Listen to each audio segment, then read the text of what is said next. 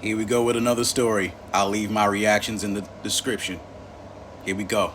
Need freedom when she went on a secret vacation. So I didn't look for her and instead froze our accounts and filed for divorce. Now she's back calling me crazy for overreacting to her needing space.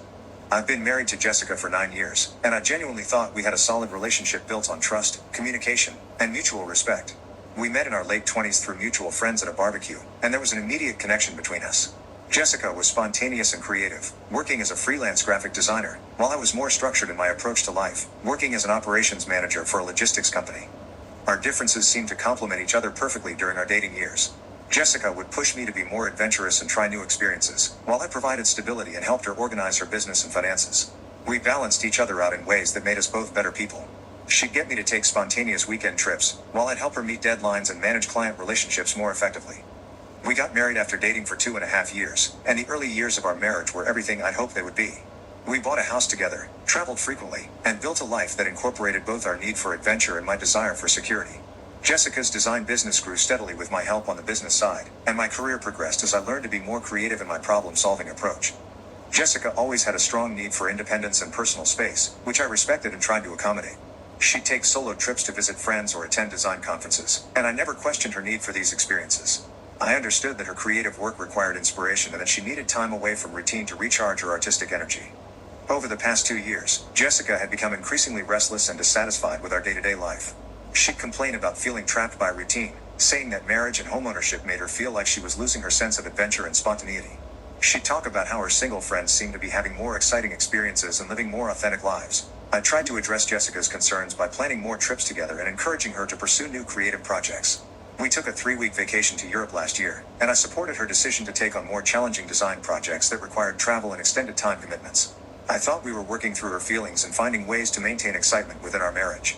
Jessica started talking more frequently about needing space and freedom to discover who she really was outside of our relationship. She'd say that she felt like she'd gotten married too young and hadn't had enough time to explore her individual identity. She'd mention how much she envied friends who were single and could make decisions based purely on their own desires and interests. These conversations worried me, but Jessica always reassured me that she loved me and wasn't considering leaving our marriage. She'd say she just needed to work through some feelings about her personal growth and that talking about them helped her process what she was experiencing. I trusted her to communicate with me if she was seriously unhappy rather than just going through a temporary period of restlessness.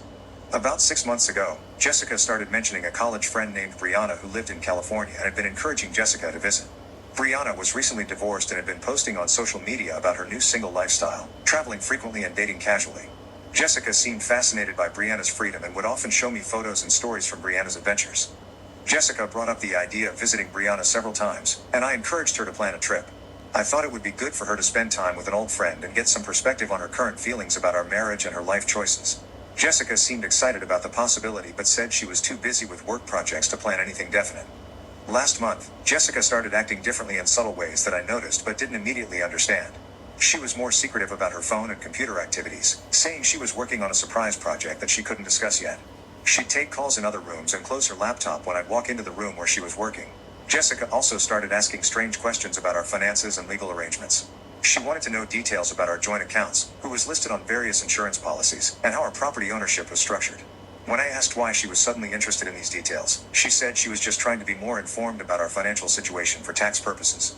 2 weeks ago, Jessica told me she needed to attend a last-minute design conference in Denver. She said a client had offered to pay her expenses to attend sessions that would help her work on their project more effectively. The conference was supposed to run from Wednesday through the following Monday, which seemed like a long time, but Jessica explained that there were multiple workshops and networking events spread throughout the extended weekend. I offered to drive Jessica to the airport, but she said she'd already arranged for a ride service because her flight was very early in the morning. She packed quickly Tuesday evening and seemed nervous but excited about the trip. We had dinner together, and everything seemed normal between us. Jessica was affectionate and told me she'd miss me while she was away. Wednesday morning, I woke up to find that Jessica had already left for her flight. There was a note on the kitchen counter that simply said she'd see me Monday evening and that she loved me.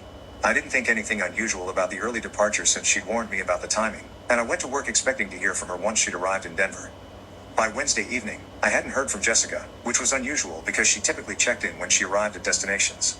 I sent her a few text messages asking about her flight and how the conference was going, but I didn't receive any responses.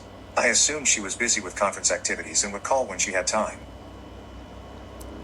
Leave your thoughts about what you got so far in the comments. Part 2 coming up.